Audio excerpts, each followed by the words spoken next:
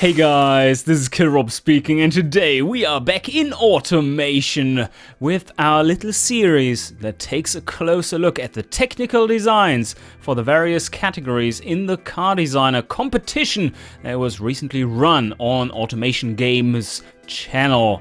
And today we have arrived in the 80s with the 80s premium category.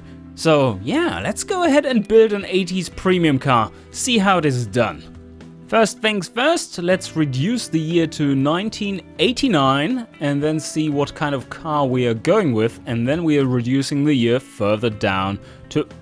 Oh, there's not that much. Yes, there's not much going on here. Well, we can use this coupe. Nah. This coupe. Nah.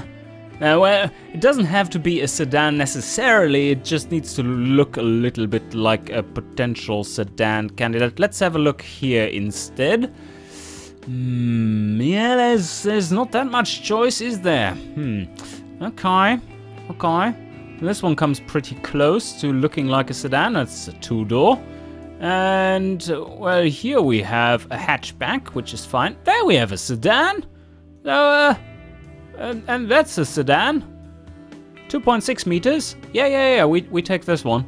Okay, let's go with that one. This is looking good. What is there suspension looking, coming out of the bonnet here? In the thumbnail, I think that's the case. Well, we're going to choose it anyway. So, oh shit, no, 89. That is not the year we want to build this one in. So it said 1980. So yeah, let's start out in the 80s actually. Let's build one right there. Or do we want to have anything particular? Oh, maybe we want to have... Yeah. I think I'm going to be a little sneaky here. I think MPFI unlocks 1982. And I think I want to build an MPFI engine. I think that makes sense. So let's go to 84. 84 seems good. And we build a monocoque chassis, and probably want to have it corrosion resistant steel. Corrosion minus. That sounds great to me. It's still rusting like crazy. And we're not going for alloy panels here because they are a little too fancy. Also, limited production. Not what we want for a car like this. I think we're going with front longitudinal, we are going with rear wheel drive for this car. Very premium, yes, very premium. And double wishbone all around because comfort is very important. Okay, question now. Engine. A premium vehicle. I would think that a premium vehicle wants to have something around 4 to 5 liters. Of course not in Europe. There it would be more like 3.5 to 4.5 maybe. But yeah, let's go with either a really nice inline 6. Oh yes, I like the sound of that already, even though the engine is running it. How large? Large. Oh shit, the arrows. No, the arrows are killing me. This is not looking good. Okay, well, I reconsider. It's not an inline 6, not a big inline 6 then. What? Why doesn't it fit to it? Let's just select everything for the head. We do want to have this configuration. And now let's check back in the inline 6. Okay, so it would take this, but it doesn't really want... Oh yeah, now it's working. Oh, that's fine. Alright, V8, not an issue. Not an issue whatsoever. Alright, what is it complaining about already? Engine bay is very full. Okay. Yeah, fuck you, I don't care. 4.5 liters. 4.5 liters for the V8. Do we want to do this slightly over square? I believe so. We do have a pretty lightweight engine. But now, what do we want for the valve train? It doesn't have to be fancy. This is where you can cheap out. They only want to see decent power, a little bit of low-end torque, so that it's comfortable driving, and so that you can be in all the gears at all the times. So we could go and cheap out enormously and just go overhead cam 2-valve. I don't think I'm going push rod. That's a little too extreme, maybe. It would be super lightweight, though. Nah, a little bit more efficiency would be nice. So, yeah, single overhead cam, 2-valve it is. I think this is a decent setup here, and let's continue. We go cast everything. We don't really care about emissions, which would make us go for hyperotectic cast, but no, all cast. We are really cheap. It's a decently large engine, but really cheap build. That's not the important part of a comfortable car, after all. We do want to have a little bit of mid. A little bit of mid you get at like 35 cam. It's not supposed to be super unsporty either, so you probably don't want to lower it to 25 or below, so yeah, 35 it is. 9.0 maybe for the compression. Probably a little bit higher with MPFI. Naturally aspirated, yes. And we could go for turbo, but that makes it quieter, which is nice. But on the other hand, that makes it far more expensive and adds all kinds of horrors in engineering. So, nah, it's not necessary. You don't need much more power. Injection! Multi-point fuel injection system online. Alright, we go for a single configuration, standard intake. Keep it quiet. Keep it quiet. We run on regular. There's nothing too fancy about that. And now I just need to make sure that we don't get too harsh sportiness penalties. And 13.5 should get around those. Now that we are not tuning any carbs any longer, we can just put this to a somewhat optimal position. And I would say that with an engine that's not revving that high, 70 is really nice. Okay. So how about 5.5? Maybe good? Maybe not. Do we need much here? How much extra does it cost? 608 versus 572. Maybe we can put 2 in here. Yep. Alright. That's good. And short cast, because those are the most quiet. Compact, cheap, everything we need. 3-way catalytic converter. And now it's a premium car. We want to be it to be very quiet and not have much power. So we can go dual reverse flow and all the knocking ensues. Well, fear not. We can redeem this. Oh yeah, look at that. 156 horsepower. It is immense. Why is the torque curve so fucked? What's going on here? This very much looks like the exhaust is limiting us to death. This is the so-called respondic limiter. You don't want a respondic limiter. Yeah, okay, now this is much better. Around 200 horsepower. That's plenty of power. You don't need more. And now let's take a look. 95, yeah, that's excellent. Looking good, guys, looking good. I think we have a build here. Let's check for our octane rating. Now we can put a little bit back here. There we go, 205 horsepower. Can we rev it a little higher? Yes, we can. Oh, there it starts dropping. All right, excellent. 205 horsepower, by the way, is plenty. That is a real premium car in that range. Yeah, it's looking good. Looking great. Looking great completely without design. As always, if you want to see proper designs for cars like this, head over to Automation Games channel and take a look at the composition of the competition. Yes, because the composition of the competition had some really good competitors. Alright, what do we need? Rear-wheel drive should be fine. We do want... Oh, advanced automatic. That's also a reason to go to 1984, I guess. 4, yes, amazing. 4 ratios, that is the best thing ever. We don't want the car to be all that quick. I think we have a gearing of around 240. And then we actually limit the car to something like 200. Cheaper tires, you know. Oh no, we don't have a viscous diff yet. That would have been a nice addition. Maybe we can get around with open diff. I think we can. Okay, radial tires, medium compound, same size front rear. We do have plenty of power, so I hope that's enough. Make the tires larger. Not that large. And what do we have? 60. 60 is pretty good for being comfortable, but 55s are still nice, and we do want to have a touch of sportiness in these. So maybe 55s, although... and extra, they want to have them rims, yo. 16 inches. I believe that might be good. Yeah, maybe we do need a little bit larger tires here. So 60. Now we have on 60 profile, we have 2 15s with 16 inches. Yeah, that's good. Alright. So, what do we need here? A vented front? Do we actually need a vented front? Probably not.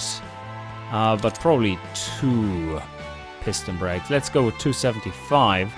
And solid rear as well. And here we only need 250, I believe. We do want to drop the pad type, though. And this is way too much. Maybe we even want to drop it to like 25 or something.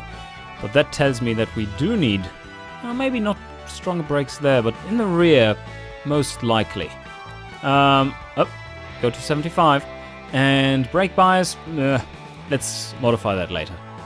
So, under tray. Do we need fuel economy? Do we need anything fancy? Answer to that is not really. If I need to cheap out a little bit more. Yeah, I'm not convinced. I'm not convinced if we want to have semi-clad or not. Let's go without specific under tray for now. Let's put a little bit more airflow in here, just for the reliability. We don't want to get a bad reputation. And premium.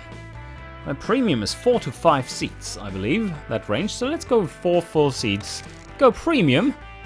And H-track, yes. Let's go H-track.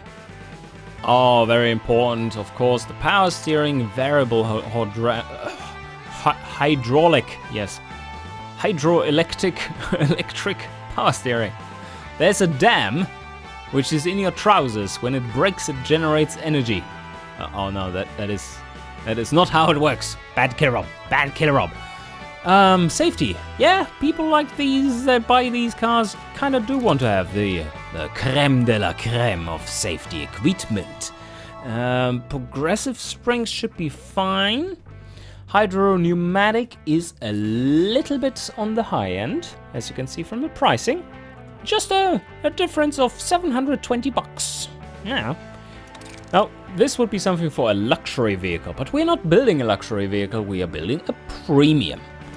Gas monotube, there we go. Ooh, this is a slightly sporty tune.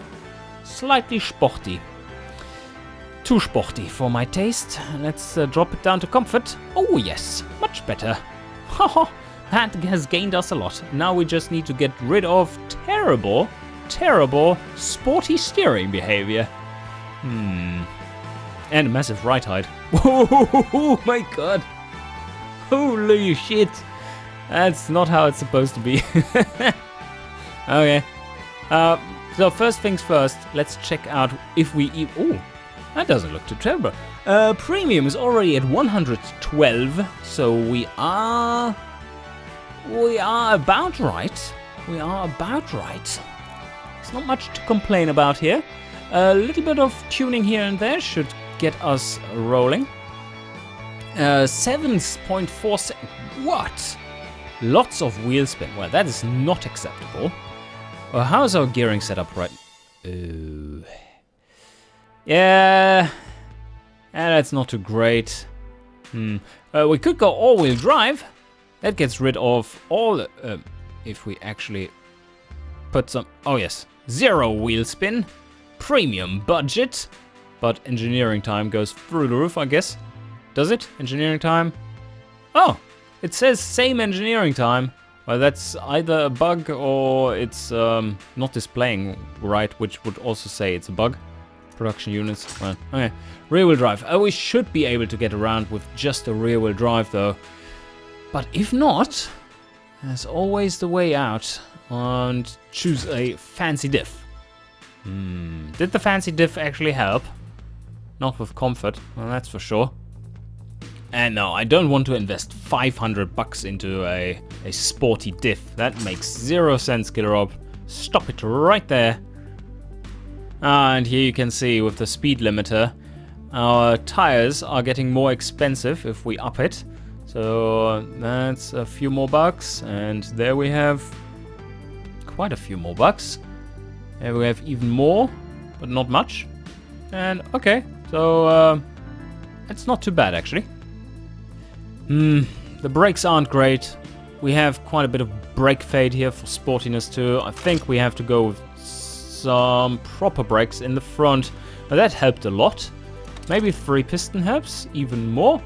And we do need larger rotors, although that's getting ridiculously expensive. Okay, with a bit of tuning of the pads and brake bias, I'm quite happy with that 40 meters. That sounds reasonable for a car like this. It's actually really good performance for a car like this. But alright, it's time to properly tune the suspension, and I think there's no way around of actually getting a bit of a stagger going here. So with this tune, we are better set up to have higher drivability, although this is even better for drivability, but it's killing our sportiness like crazy. And we still have some suspension tuning to do, so let's do that first. This is in the ballpark, and just check out these categories once again. Ooh, they have a sportiness rating here of 9.3%. We shouldn't kill it that much. Hey, so a score of 116 here. We're doing better in premium budget for some reason. Maybe we need some more fancy interior. They do like the narrower front tires. So more drivability is more something they would want. They still have an affordability of 85%. It's somewhat in the ballpark, but we do have some budget to add to it. So, an air suspension. That sounds fancy. Does that help comfort a lot? No, it doesn't. But hydropneumatic, that helps comfort a lot. You guys know what also helps comfort a lot? Not being a fucking boat! Yes, exactly. So let's drop this a bit. Okay, much better already. Now the question is, how much roll angle do we want to accept? 8 degrees is in the realm of like luxury barges. It's not very sporty, but the more sway bar you add to it, the less comfortable it is. Because the sway bars do, if you add too much of them, that when you drive over a bump on one side, then it goes through the car to the other side as well. And that's not really what you want. It's like, put in independent suspension in the car and then put massively sway bars on it to make it basically live axle. Very smart move. Okay, yeah, I don't want to go much further here. I've already stiffened it up slightly. Our dampers are way soft though, aren't they? Oh shit. I kind of like that though. Maybe 28, 27. Yeah, we're sacrificing just tiny amounts. Tiny amounts. That sportiness gain is phenomenal, but we are losing important comfort rating. So no, I'm going to drop it down to the awkward 0.28 and 0.27 of critical dampening. Okay. Well, so far so good. Where's our premium? Wow, this is so green. This is an excellent car. Everything is green. So we are at 120. So now let's look at different interior options. Maybe... 127. Here we go. That's already looking a little bit better. Maybe you can put a luxury A-Track in here, because we've been saving so well for all the other shit we've put in. So yeah, it's actually better like this. Now the weight distribution is slightly fucked because of all the stuff we put in here. Let's quickly fix that. The only issue I really have is that this car has a lot of wheel spin, and it's not supposed to. So maybe we have to go for all-wheel drive after all. Let's see. Does it help? Slightly. It helps slightly. But with a good setup, it helps even more. So, yeah. I'm convinced. No worries, I'm convinced. This is quite the premium car now. It has all the features. If you come in 1984 and with an all-wheel drive sedan, that is certainly something to put on your ads. It does work nicely like this, of course, but just... So here I would like to say that if you want to min-max, then sure, go with all-wheel drive, but in the campaign this will cost you quite a bit of engineering time once I've come around to revamping all the engineering times for the new engineering model we are going to employ. And it's probably not worth it for a car like this. Maybe we have aimed a little high with power. Let me detune it a bit, but then again, sportiness is so low. Meh. Anyway, okay, so let's keep it on all-wheel drive. Keep in mind that this is min-maxing, while this would be the reasonable choice. Okay, let's go with the reasonable choice here. There are no traction aids. There are no traction aids whatsoever.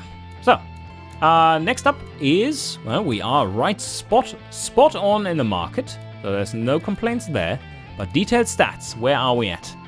Do we have any bigger issues that we need to fix? Well, this is all looking good. Nothing that sticks out. Oh, this is beautiful. Nothing that sticks out here either. Oh my god. Everything is red. Everything. Minus 80% sportiness, 81% sportiness. Comfort plus 19%. That's good. Interior. Oh. Passenger volume. Entertainment quality. Oh, that is something I have not considered just yet. We might want to add a point of quality or two. Do they want that? No, they don't. You gain in desirability what you lose in affordability for that segment right now. So we have struck a nice balance of all of these choices. If we are going with premium, let's check that out real quick. Then you would want to add slight amounts of quality. Oh, it's not even here anymore. Well, that backfired. I'm just retuning the engine a bit. We were making too much power after all. That drivability, the wheel spin, that is just way too much. Don't need quite that much power. So lower cam profile should help us overall. And let's see, cam profile of 20. Nah, they start disliking that, but that might be because of the knock. So let's reduce that. Like this. There we go. Yeah, 132. It's a bit of a sweet spot here, I would think. We don't want to go much lower. That doesn't make it a good engine anymore. Also, let's check the exhaust. That is slightly too highly tuned. Also, tuning your exhaust a bit, just to get lower noise levels. That is quite powerful for these premium categories, where comfort is one of the main aspects. Because you see, per point here, we are actually reducing loudness by 0.5 points. That's significant. Take a look at the difference here. We do have premium, and now we have 0.3 points more. Even one more, 0.3 points. 0.3 points. 0.3 points. And another 0.3 points. Very nice. Now we have a very, very nice, quiet exhaust. And with just a little bit more tuning to the gears, made them longer, a little bit more overdrive, gives us not necessarily better fuel economy, which is mediocre at best. 15.8 liters per 100 k's. No, not even mediocre. It's pretty shit. But yeah, longer gearing, narrower spacing up on top. This first gear is long. It's really long. Up to 95 kilometers an hour. Whew. If we drop it even more, like to 100, we can get a better 0 to 100 time. 8.8 seconds, everything in first gear. Don't try this at home, kids. But our wheel spin, of course, is much lower. And Is this... Did this actually go... Yeah, it did further go up. That's nice. Oh, no, don't overdo it. 101 kilometers an hour in first gear. A little too min-maxed for my taste, so let's drop it back down. And I wonder, how well does our super not-so-sporty comfort vehicle, that is very drivable and has decent amounts of power, do around the test track? Let's check it out. Here we go. And...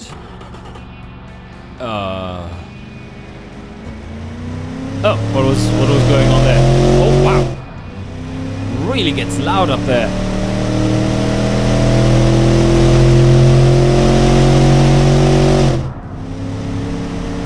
And the brakes. It's fast. It's actually pretty fast.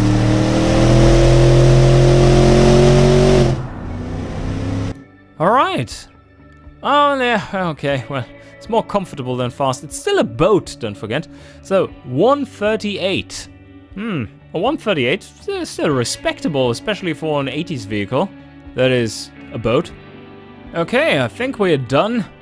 This is about as good as I can make it without min-maxing too much. And yeah, it's looking great. It's looking great. Very, very solid performance. Affordable still, even though we have chosen luxury and luxury for the interior choices. And that's basically what you're aiming for here. So you want to have an overall cheap car, cheap but large engine, and then stuff it out with pretty high quality stuff so that you get up in the comfort rating, which is by far the most important here. 30.8% for Gersmeer. Prestige, also very important in that instance, obviously, and the interior definitely helps with it. And performance, you don't want to get to sportiness 0, you don't want to get any penalties. So a base level of sportiness that is not too terrible is recommended. You don't want to incur any penalties there. And yeah, we're doing really well. It's let's take another look at the markets. Look at how green everything is. This would sell so well, this car. Yeah, that's a good build. Alright, I hope you enjoyed, and see you guys next time.